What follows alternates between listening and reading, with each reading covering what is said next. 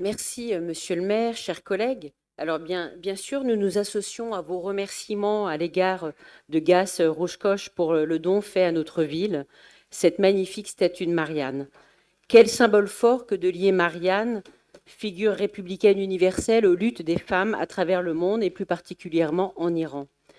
Donner à Marianne le visage de Masha Amini, morte à Téhéran en 2022 pour n'avoir pas respecté les normes vestimentaires imposées, c'est rappeler avec force que ce sont des combats malheureusement toujours d'actualité.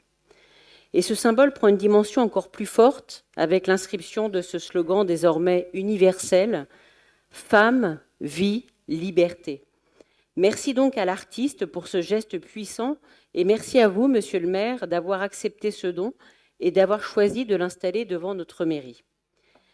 Après ces remerciements tout à fait sincères, permettez-moi d'exprimer 2 regrets.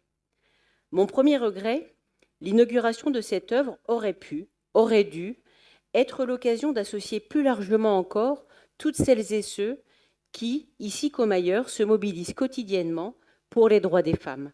Nous aurions pu transformer ce moment en un temps fort, affirmant clairement notre volonté de lutter contre toutes les atteintes faites aux femmes, à leur liberté, à leurs droits.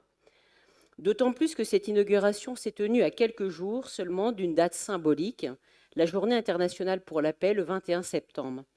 Or, à Angers, cette journée est aujourd'hui passée sous silence.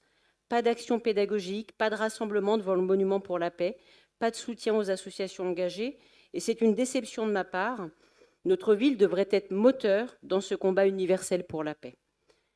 Un deuxième regret, vous ne serez pas surpris car nous l'avons évoqué le soir de l'inauguration, il concerne un autre pilier de notre République, la laïcité.